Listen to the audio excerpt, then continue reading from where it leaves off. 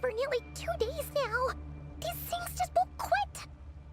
Oh, they might not have seen us yet, but them constantly sweeping the area, our way out is completely blocked. Oh, that's never gonna work. One little slip up and it's game over. If they spot us, they'll run straight back to Rare. And once he knows we're here, it won't be long before he's breathing down our necks again.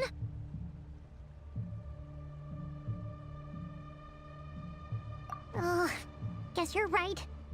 All right, time to zip it.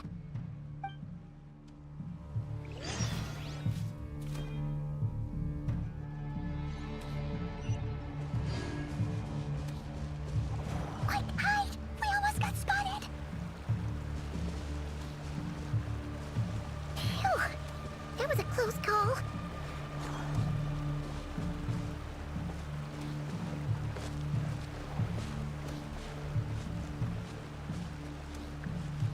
Watch out! It's coming this way!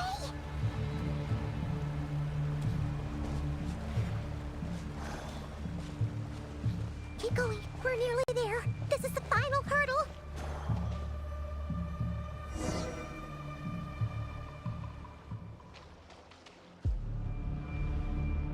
Oh, there's no end to these things!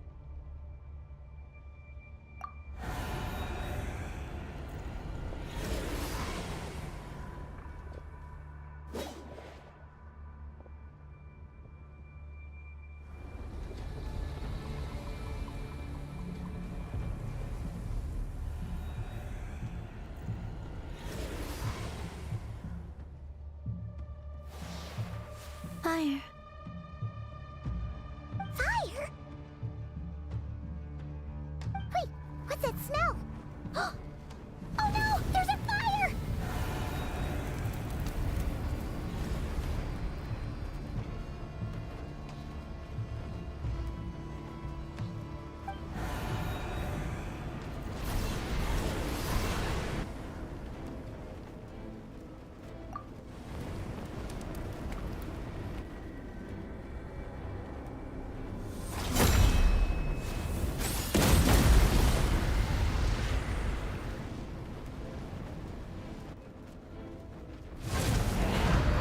Sandrone was right. You look weak, Columbina. The old you would never have let such lowly creatures bar your way. Word has it that you did something for the Tsaritsa, and that's why you've lost most of your power. Freedom comes at a heavy price, doesn't it? It's Arlecchino! You came! Hello again, Columbina. And greetings, guests of the House of the Hearth. It's been a while, Arlecchino.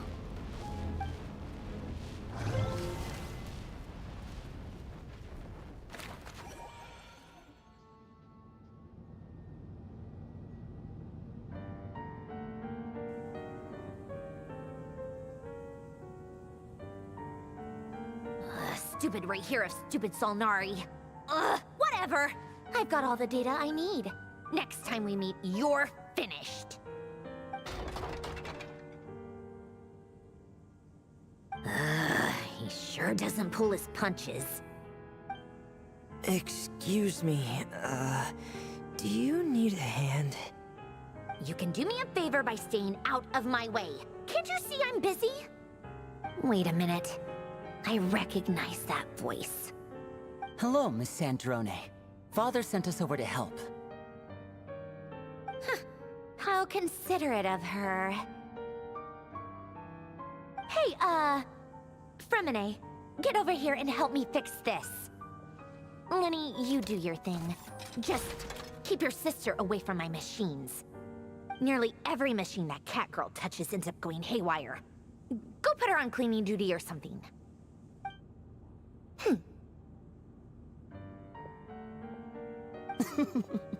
Then let's start downstairs.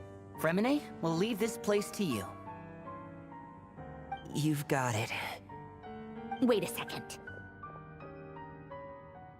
Pretty sure there's still some tea in the cupboard. If you want some, you'll have to make it yourselves.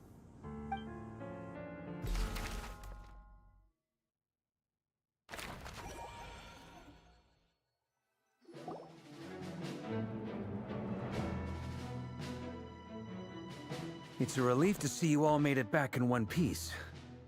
Huh? Feels like there's quite a few people missing. Where's Flint's and the others? And what about Nefer? I returned ahead of them. Flint is helping Ino and Anefa to set up the decoys and buy us some time. As for Miss Nefer... Boss is still wrapping things up on her end. She sent us back to fill you all in on the top secret intel we've been gathering.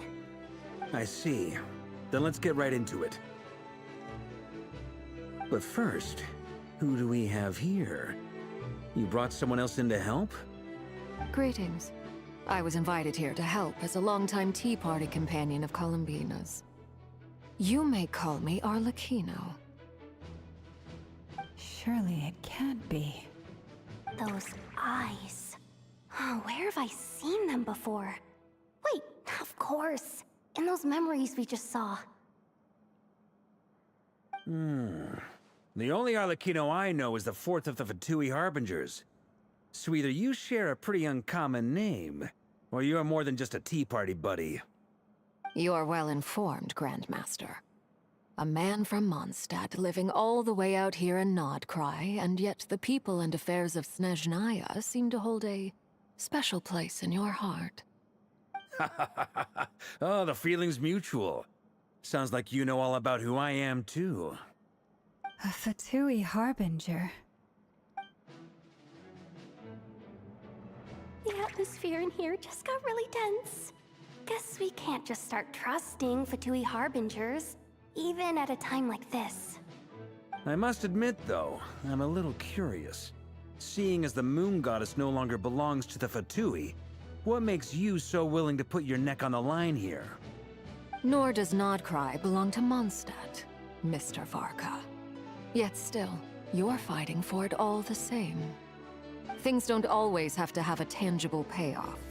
Sometimes, stopping things from spiraling out of control is a higher priority than chasing the spoils of victory.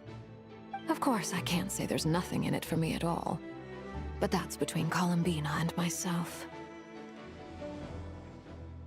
Forgive me. I don't mean to doubt you.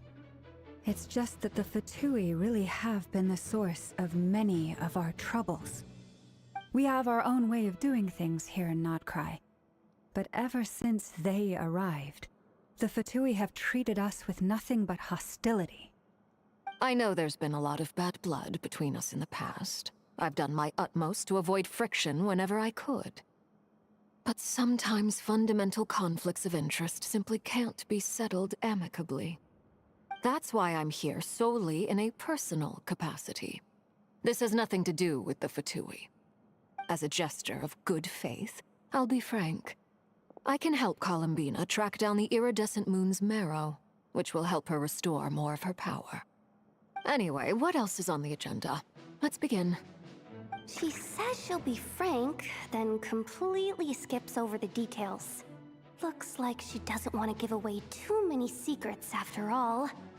But she clearly wants to change the subject. It'd be awkward if I tried to bring it up again now. I guess we'll just have to go along with it. She's the fourth of the Fatui Harbingers after all. One look and you can tell she's not someone you'd want to mess with.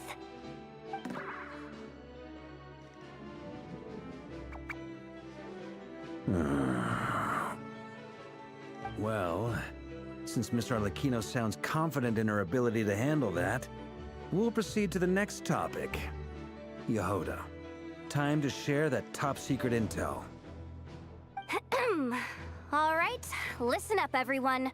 First, we now know that Rerir was originally a Conrian secret agent whose primary mission was to hunt down and assassinate the so-called Dregs of the Crimson Moon. The Dregs of the Crimson Moon?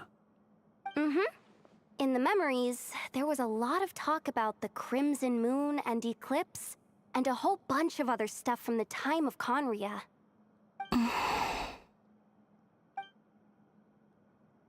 To my knowledge, those were the names of two different Conrian dynasties.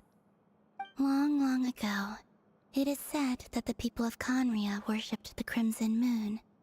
drawing a mysterious power from its reflection. But one day, Aku saw the crimson moon eclipsed, hence the name of the new dynasty that replaced it, and how it became the new emblem of Conria. Still, long after the Crimson Moon dynasty had fallen, the last ruler of the Eclipse dynasty, the Vinster King, still coveted the secrets it left behind. So, he sent the Rehir of Solnari to secretly hunt down the Crimson Moon's few remaining followers. In those days, Rerir showed no signs of madness. In fact, he was as normal as any other person. Oh, and he had a fiancé, or at least a would-be fiancé, called Tholindis. What's the matter?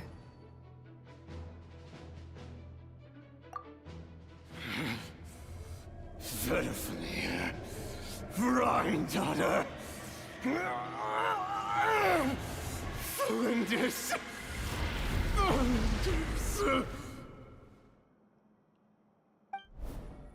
Interesting. Anything else? What about this would-be fiancé of his? Do we know anything about her? Well, she was a researcher at the Universitas Magistrorum, but it felt like she was hiding some kind of secret. Oh, and one more thing. For some reason, Rerir's fragment also contains some of Tholindis' memories, though only a very small portion. Well, no shortage of potential leads, I'll give you that. In any case, it sounds like we can conclude that while Tholindis was still around, Rerir appeared to be lucid and quite normal. Tholindis, it seems, must have been the one thing in this world that he couldn't let go of. Tell me though, were these pure-blood Conrians we're talking about here? Why do you need to know that? Hold on. If she was a pure-blood Conrian... Oh yeah! Just like how it was with the captain! If we could somehow find her, do you think there's any chance Rerir might regain some of his sanity? It's possible, but it would take a miracle. We can't pin all our hopes on that. That merchant who Nefer knows, Dori Sangama Bay. Maybe we could hire her to look into it. All right then. Let's keep working in our separate teams. Traveler, Paimon, Kutar, and Miss Arlecchino will go look for the iridescent moon's marrow. As for the others... On the way over here, I noticed that the wild hunt monsters had grown even more frenzied in their search for Kutar. At this rate, the people living here will be in grave danger too. So I'm thinking of gathering together some of our followers to go wipe them out. I'll head back to the curatorium and meet up with the boss. Feels good knowing we've all got something to be getting on with. Given that the Wild Hunt has been a lot more active lately, the Lightkeepers have likely begun their own operations too. If that is the case, someone will need to pass the news on to Flint's.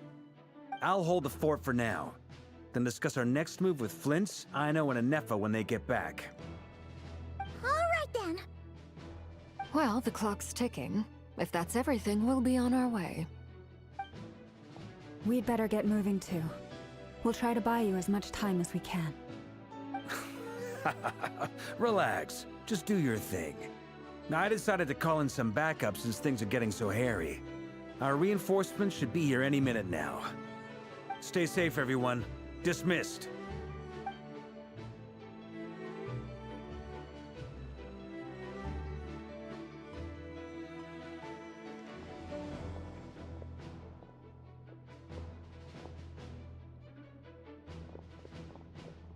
We're back.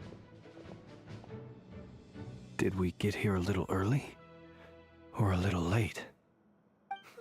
A tad late. The others have already set off.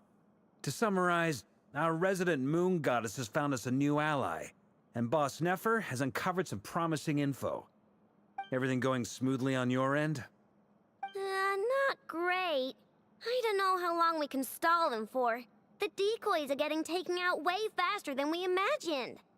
I'm gonna make some more later, but I need a timeout first, I'm so tired right now. Oh, right. Ineffa, could you fill in Uncle Varka on what we just discussed with Flints? Sure.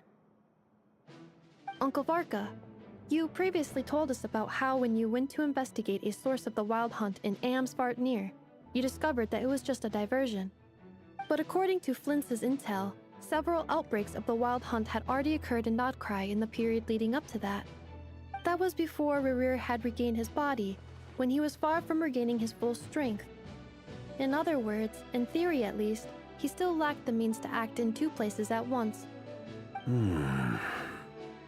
Flints, with everything that's been happening, the Lightkeepers across Nod-Krai are rallying to fight back against the Wild Hunt. They're gonna need your help. I know, I'm sure you're capable of coming up with something far more effective than decoys. But for now, you should stay here and get some rest. Ineffa and I will head back over to Amsvartnir to see if there's anything I missed. I told you Uncle Varka would say that, didn't I? A deal's a deal. Not a word about my snack intake for the next week. Database updated. Reliability of Aino's predictions increased. What does that mean? They were betting on how you'd respond after hearing their intel. It's the obvious choice, isn't it? That's hardly worth betting on. We already decided that Ineffa should go investigate the situation over at Amsvartnir on her own. You might as well stay here and keep watch. Someone needs to hang back and oversee our strategy meetings. And besides, you still haven't fully recovered from ambushing Rerir. So I've ended up with the easiest assignment. Well, I appreciate it, everyone. See you when you get back.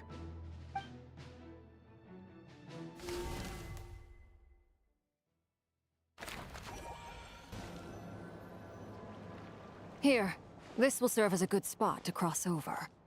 Arlecchino, hold up a second.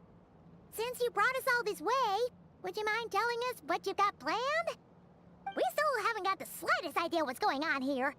And if even Columbina doesn't know where the iridescent moon's marrow is, how do you? Simple. Because I am an inheritor of the royal bloodline of the Crimson Moon, and one of the last surviving embers of the Two Worlds' flames. Huh? Are you serious? Isn't you're a descendant of that Crimson Moon dynasty we were just talking about? The one from ancient Conria? Your surprise is understandable. I was also taken aback when I first learned of it. But the more I thought about it, the more I realized the signs had been there all along. When I was young, I discovered I could wield a very special kind of fire. It coursed like blood through my veins and smoldered away inside my nerves. What's more, whenever I experienced strong bursts of emotion or drew too deeply on this power, it was like some kind of presence within the fire would begin to gnaw away at me, consuming me from the inside out. Exactly. That is why my hands are like this, too. At first, I saw it only as a curse, but once I became a harbinger, the jester apprised me of the truth. Together with my own investigations over the past few years, there are several things that I have gradually come to understand. For instance, take the so-called Crimson Moon. In truth, it is nothing more than the shattered remnants of the iridescent moon, fused with the abyss to prolong its lifespan. Since this blood flame was bestowed upon me by the Crimson Moon, it is a fusion of the iridescent moon's former power and the corruption of the abyss. You all understand the nature of the abyss well enough. I draw upon its power, and in return, it hungers for my soul. This strange blackness is the mark of corruption it has left behind. If I recall correctly, you once told me that if the corruption ever made it to your heart, you'd become a completely different person. Yes, and that's the reason I'm always careful not to push my power too far. It's essentially a never-ending tug-of-war. Whew. Sounds intense. Anyway, the rest of my story can wait. Is there anything else about the Crimson Moon or the Iridescent Moon that you're unclear about? Paimon has a question. So, the Crimson Moon that the Karians used to worship was actually the Iridescent Moon, right? Which was one of the three Moon Sisters. Does that mean that the Karians were to the Crimson Moon as the Frost Moon Scions are to the Frost Moon? So much of that history has been lost. We have no way of knowing exactly what they were like. But I would suspect that the Conrians weren't as devout in their moon worship as it might appear. The iridescent moon's remains simply served as their link to the Abyss. Later on, perhaps someone discovered a way to make direct contact with the Abyss. Or maybe there was some kind of ideological divide. Either way, a dissenting faction staged a coup and drove out the royal heirs of the Crimson Moon dynasty. Still, even with the dark sun looming high overhead, the Crimson Moon's glow never truly faded.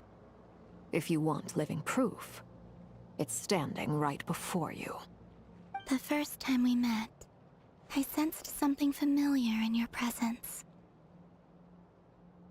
When I looked at you, I felt I could see that mysterious red moon in the corner of my eye.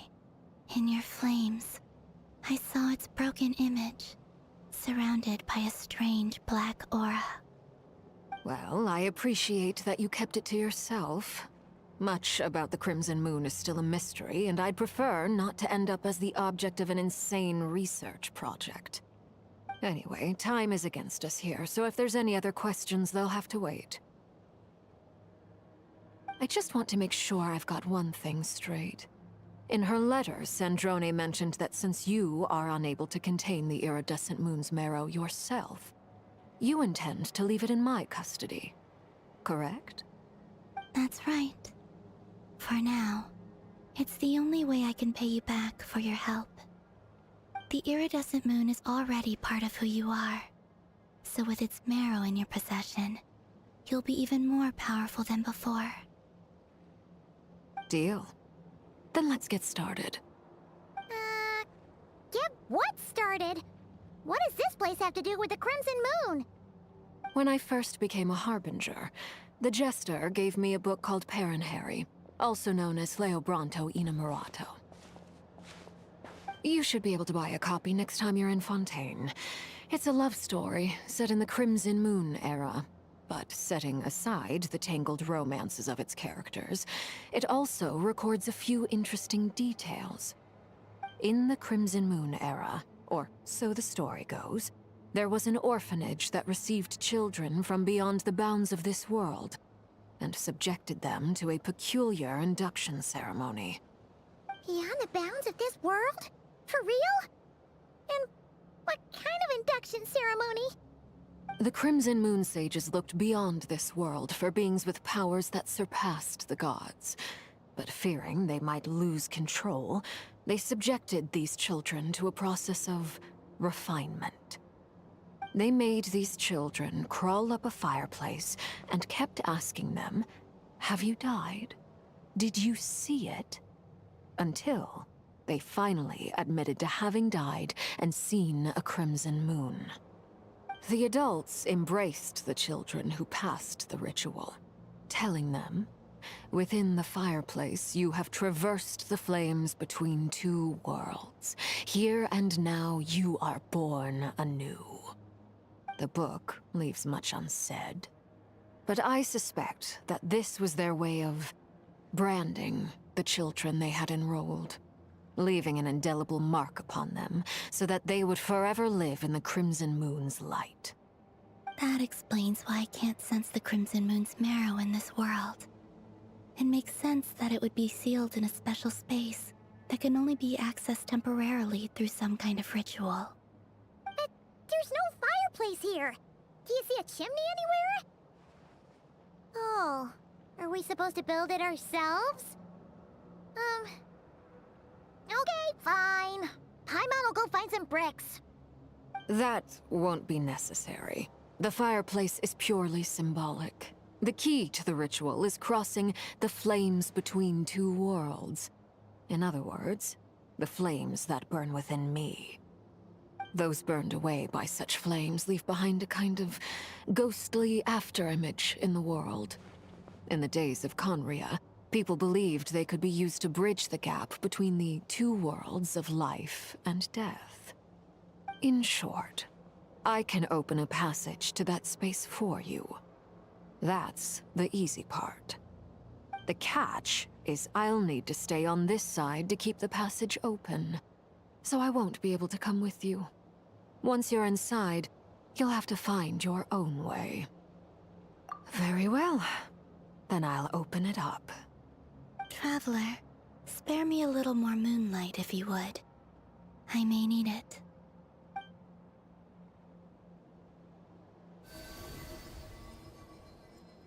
Thank you. I feel like I've recovered some of my strength now. It should be enough to move us across short distances and confront whatever dangers might await.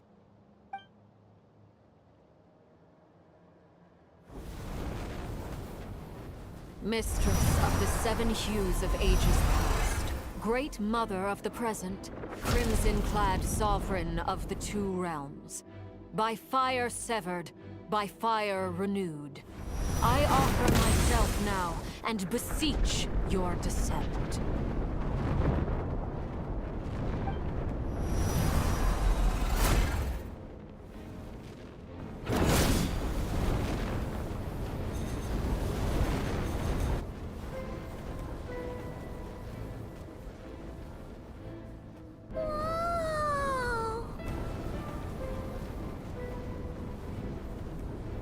One word of advice. As you're crossing over, no matter what voices you hear, do not answer. Got it! I sense a sinister gloom inside, but also the familiar light of the moon. I feel that I am about to meet an old friend who has changed beyond all recognition. All right, let's go.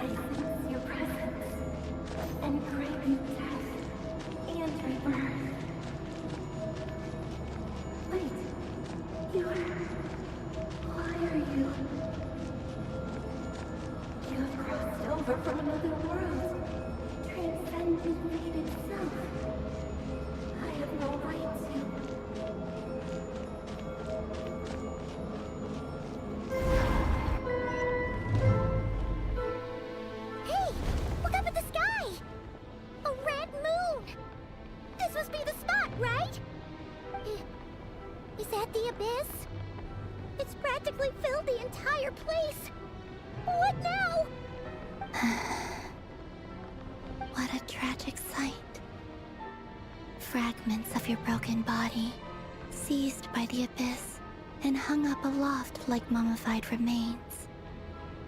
Iridescent moon, was this truly what you wished for? Careful! There's something spooky about this place. Feels like something is lurking in the fog. Haimon's right behind you. Whatever you do, don't run off without her.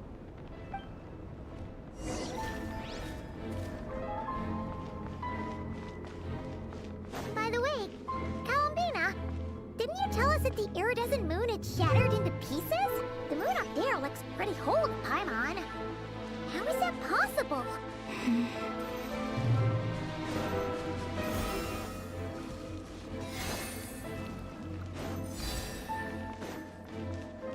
Just like I thought. It was only a facade. Hey!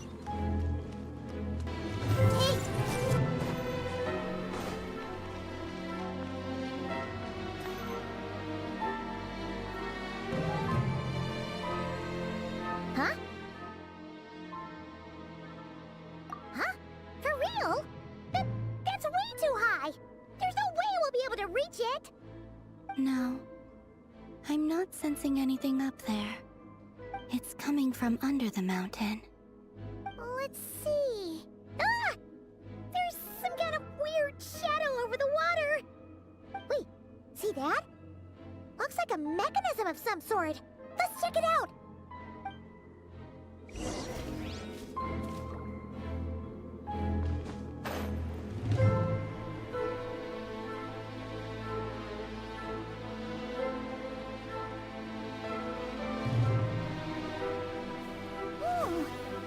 Looks like a device from the time of Kalia.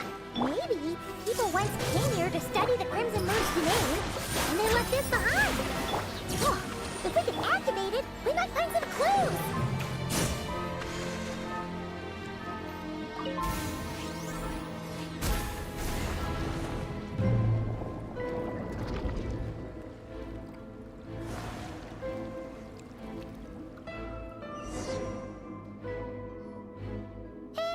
Look at that! Now that the mechanism's running, the shadow in the water looks different. Do you think these mechanisms might be the key to unlocking the secret?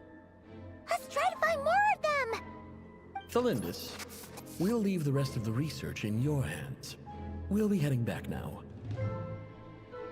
I hope this isn't ruining date night. Ugh. Mind your own business.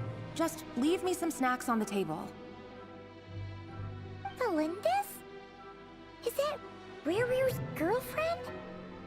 How come we're hearing her voice here? Oh yeah! So, do you think she was studying this strange space all along? The Abyss has made this space extremely unstable. Maybe that's why some of the things she said and did were preserved here. Like echoes. Or after images. Whenever I see this view, it takes me back to a poem from my childhood. Waning moon, oh lifeless damsel, weeping on the mountain crest. Mourning still in wistful tone, her fragile soul now laid to rest. For me, of all people, to be here investigating the mysteries of the Crimson Moon space. Is it a coincidence? Or something more?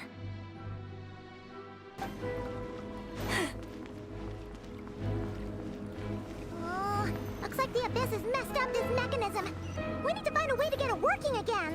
Let's see if there are any other devices nearby.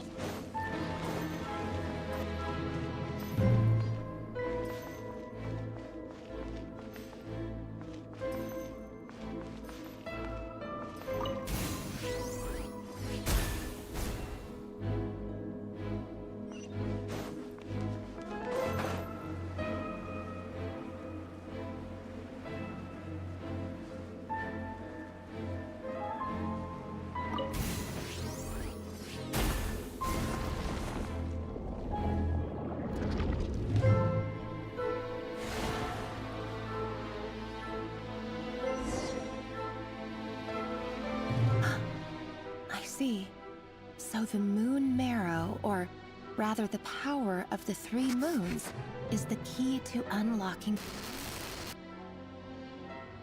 If it really does exist, then maybe this madness can finally be put to an end.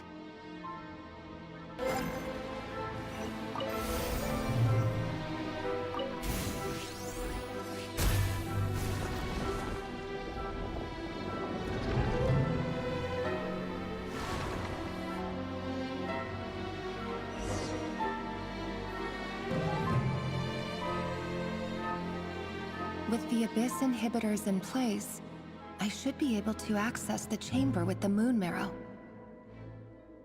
Oh, Rerir, with every step you take, you're drifting further from what you truly desire. But you're not the root of the problem. Ever since that outsider set foot in Conria, the Vinster King has sunken deeper into madness. If only I could get my hands on that outsider.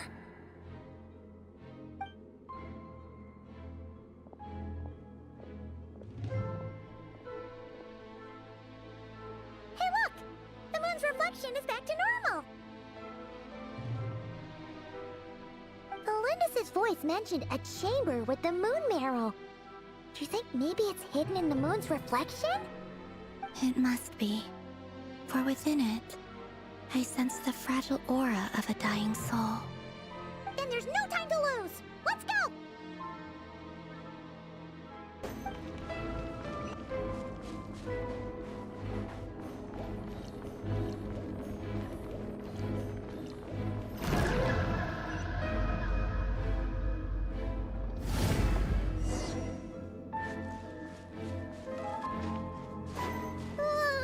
These things are so creepy! Looks like we'll have to destroy them if we want to get to the iridescent moon's marrow.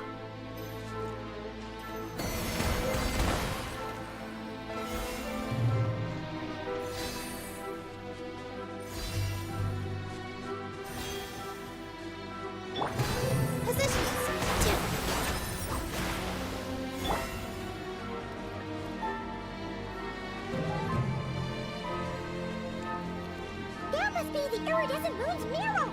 Oh, we'll need to destroy these things before we can reach it!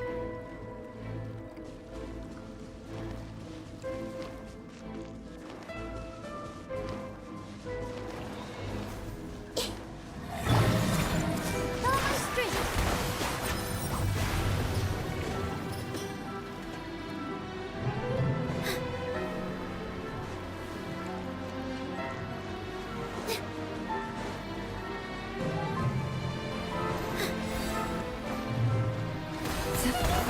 We're so close!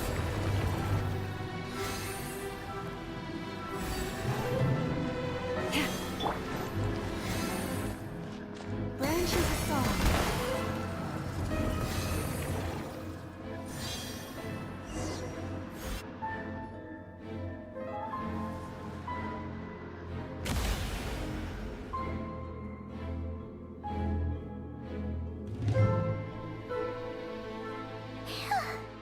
We finally did it!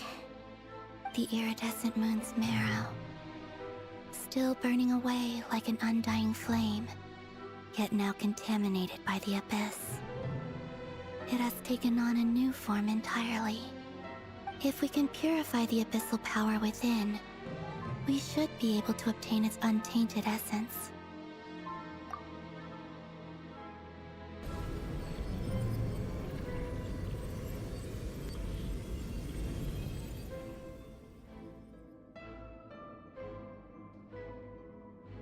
It's so cold.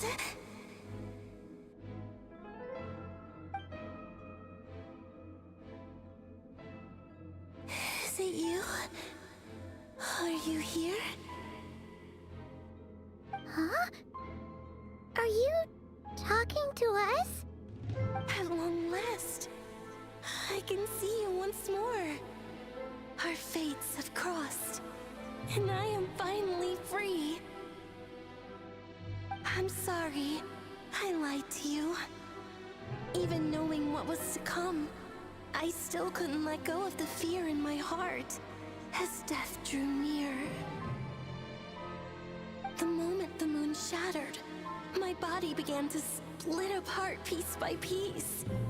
Like I was being cut into pieces by 1,000 blunt blades. My thoughts scattered as the cold crept in. But I could not bear to fade away like that. Tell me, what was it that brought you to us all that time ago? If only I had possessed your courage, then I might have been spared this torment more painful than death. You look so puzzled. That's how I felt too when I first saw you. But trust me when I say that everything happens for a reason. Farewell, Hypo.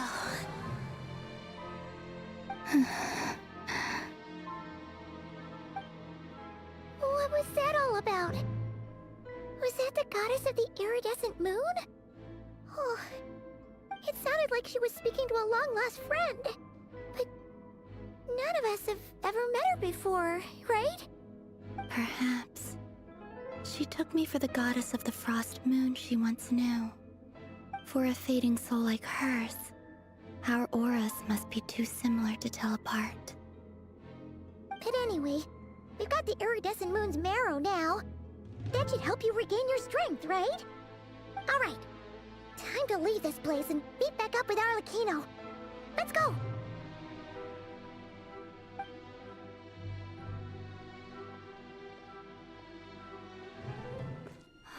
That's odd. This place looks different than when we came in. Waning moon, Huh? oh lifeless damsel. Oh.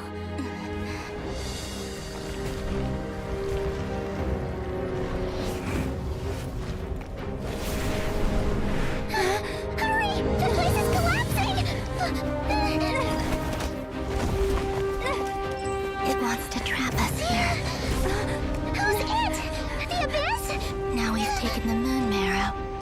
All that's left here is a dark will. It will show us no mercy.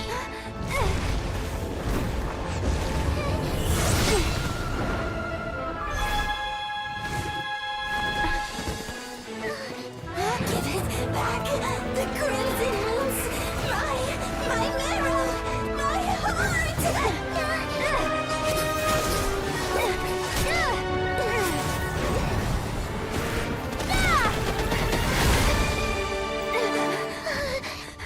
Finally! Huh? Oh no! The exit's blocked! They're back! Now what do we do? This is where you fall. Witness my rise. Hey, it's... What are you waiting for?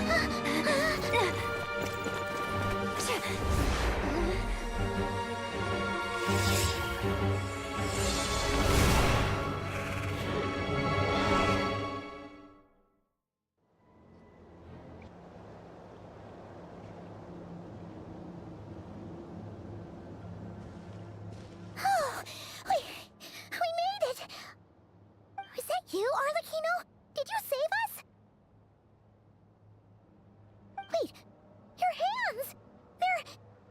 Oh, this? Don't worry. It's a small price to pay. The Abyss wanted to trap you inside, and I defied its will by bringing you out. No wonder it's a little angry. No. I have paid the price, albeit a small one, and it cannot be undone. My hands have already fused with the Abyss. Purification would simply destroy whatever's left of them. But surely... Oh, we're so sorry, Arlecchino. Paimon can't believe you'd make a sacrifice like this for us.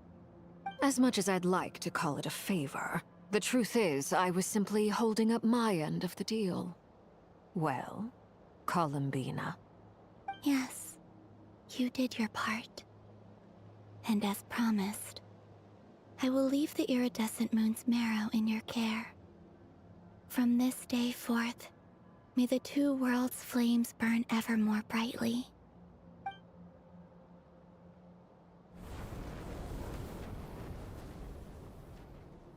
I'll take that as a blessing. Now, Columbina, give me your hand. Accept this moonlight I offer in return.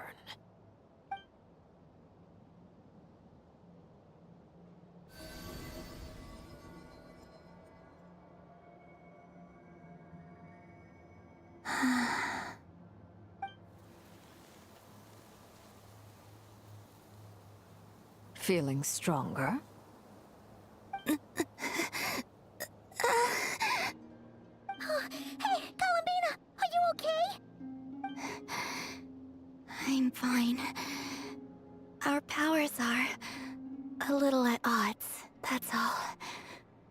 By the Frost Moon's authority alone, wielding the power of the other moons was always going to be a stretch. Still, I think it's fair to say that your strength has returned, at least to the level it was at as Third Harbinger. It's still not enough. There's no way I can hope to challenge Rayrir like this. Just one more ray of moonlight, if you would. It's okay. I can take it.